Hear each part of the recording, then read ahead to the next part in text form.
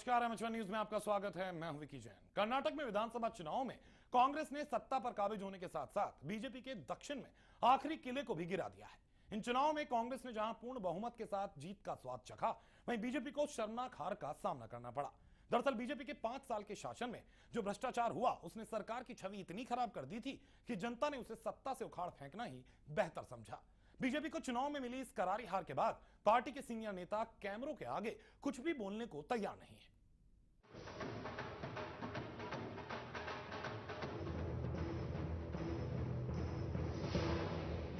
कर्नाटक विधानसभा चुनाव में कांग्रेस ने एक बार फिर से 7 साल पहले हाथ से गंवाई सत्ता को फिर से हासिल कर लिया है। इन चुनावों में कांग्रेस ने जहां जीत का स्वाद चखा, वहीं बीजेपी को शर्मनाक हार का सामना करना पड़ा। बीजेपी को एक ओर जहां पूर्व मुख्यमंत्री येदियुरप्पा का पार्टी छोड़ना महंगा पड़ा, तो वहीं बीजेपी के 5 साल के शासन में हुए भ्रष्टाचार ने सरकार की छवि इतनी खराब कर दी थी कि लोगों ने उसे सत्ता से उखाड़ फेंकना ही बेहतर समझा। कर्नाटक विधानसभा चुनाव में कांग्रेस ने पूर्ण बहुमत हासिल किया है। इन चुनावों में कांग्रेस को 120 सीटें, बीजेपी को 40 सीटें, जेडीएस को 40 सीटें, केजीपी को 7 सीटों से ही संतोष करना पड़ा, जबकि अन्य को 16 सीटें मिली हैं। बीजेपी को मिली इस करारी हार का ठीकरा किसके सर पर फूटेगा, यह तो अभी तय नहीं है, लेकिन बीजेपी के सीनियर नेताओं ने मीडिया से मुंह छिपाना शुरू कर दिया है। वहीं कर्नाटक चुनावों में बीजेपी की इस हार को नरेंद्र मोदी से भी जोड़कर देखा जा रहा है। चुनावों में मिली शर्मनाक हार के बाद शाम को बीजेपी की संसदीय दल की बैठक थी। हालांकि करारी शिकस्त खाने के बाद नरेंद्र मोदी इस बैठक में शामिल नहीं हुए थे। हालांकि अगर देखा जाए तो इस चुनाव में ना तो मोदी का फैक्टर चला और ना ही राहुल गांधी का, क्योंकि अगर आंकड़ों पर नजर डाली जाए तो राहुल के मुकाबले मोदी इन चुनावों में कोई ज्यादा असर नहीं छोड़ पाए।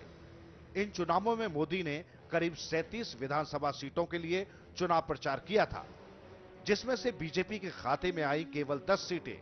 वहीं अगर राहुल गांधी की बात करें तो उनका परफॉर्मेंस मोदी से कुछ बेहतर रहा। राहुल गांधी ने करीब 60 विधानसभाओं में जाकर अपनी पार्टी के लिए जनता से वोट मांगा था। इन 60 सीटों में से कांग्रेस के खाते में कुल 40 सीटें आई हैं। इन आंकड़ों के हिसाब से राहुल गांधी ने मोदी को मात दे दी है।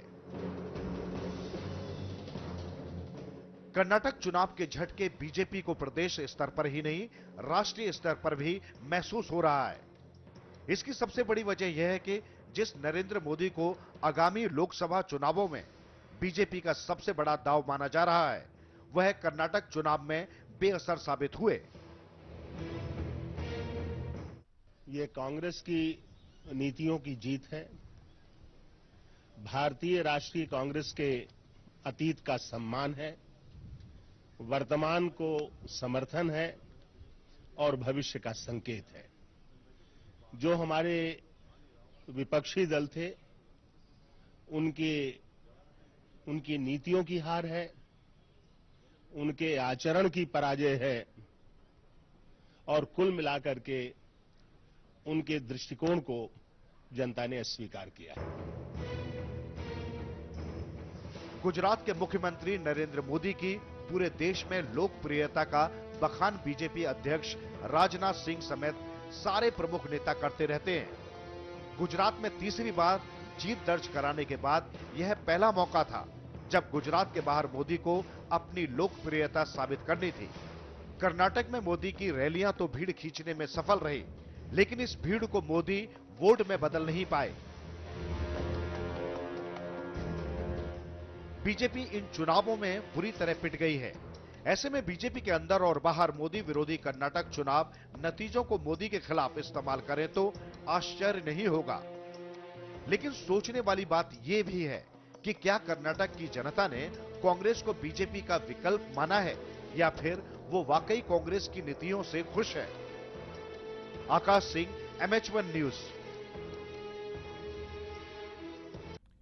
कर्नाटक के चुनावी मैदान में कांग्रेस ने भाजपा को करारी मात दी है। इसके साथ ही बीजेपी का पूरे दक्षिण भारत से सफाया कर दिया गया है। कर्नाटक की जनता के बीच ना नरेंद्र मोदी का जादू चला, ना ही सुषमा स्वराज कर्नाटक की जनता को रिझा पाई। कर्नाटक विधानसभा चुनाव परिणाम के बाद भाजपा हार की समीक्षा कर रही है, तो कांग्रेस में जीत का क्रेडिट सोनिया गांधी और राहुल गांधी को देने की होड़ सी लगी है।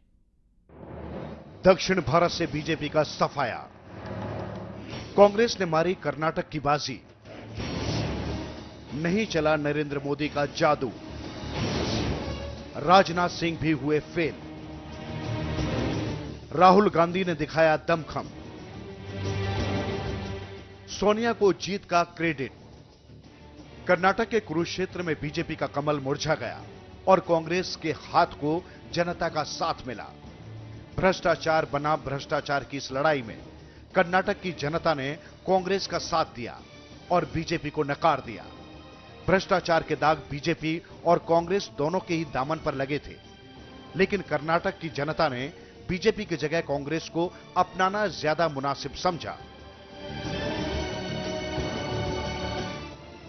अगर कर्नाटक विधानसभा चुनाव को 2014 के सेमीफाइनल के तौर पर देखा जाए तो बाजी कांग्रेस के हाथों में जाती दिख रही है, क्योंकि बीजेपी के राष्ट्रीय अध्यक्ष का पद संभालने के बाद राजनाथ सिंह अपनी पहली लड़ाई में फेल साबित हुए हैं। साथ ही बीजेपी की तरफ से पीएम के दावेदार माने जा रहे गुजरात के मुख्यमंत्री नरेंद्र मोदी का जादू भी कर्नाटक के लोगों पर नहीं चला। इससे पहले हिमाचल की चुनावी लड़ाई में भी कांग्रेस बीजेपी को मात दे चुकी है। उधर कर्नाटक की जंग में अपना परचम लहराने के बाद कांग्रेस के नेताओं में जीत का क्रेडिट सोनिया गांधी और राहुल गांधी को देने की होड़ सी लगी हुई है। I thank all the voters of Karnataka for having given clear majority to Congress party.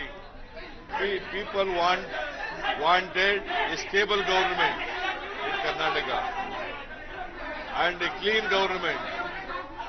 According to the voters of the Karnataka, Congress is the only alternative to give the stable and clean government. Karnataka चुनाव में विजय पताका फहराने के बाद कांग्रेस इस साल के अंत में होने वाले 5 राज्यों के चुनावों में अपना ध्यान लगाएगी, तो वहीं बीजेपी इन चुनावों में मिली करारी हार के कारणों की समीक्षा करेगी। मैं ये कहना चाहूंगी कि कर्नाटक में हमने ये साबित कर दिया कि हम सत्ता की बलि चढ़ा देंगे, लेकिन हम सिद्धांतों के मामले में समझौता नहीं करेंगे। और कर्नाटक की खुशी कांग्रेस ना मनाए, क्योंकि अभी मध्य प्रदेश, छत्तीसगढ़ और राजस्थान के विधानसभा के चुनाव बाकी हैं और अभी लोकसभा का चुनाव बाकी है। जनता उनको धूल चटाएगी। बीजेपी के हालात पर अगर गौर फरमाएं तो भाजपा अभी अपनी अंदरूनी लड़ाई से उबर नहीं पा रही है। भाजपा को अपनी अंदरूनी कलह के साथ साथ एनडीए में जारी झगड़े को भी सुलझाना है। यह कब और कैसे होगा, इस सवाल का जवाब तो फिलहाल भाजपा के पास नहीं है और भविष्य में क्या होगा पता नहीं। लेकिन एक बात तो साफ है, ऐसी स्थिति में 2014 की जंग जीतना भाजपा के लिए आसान नहीं होगा। विकास राज, MH1 न्यूज।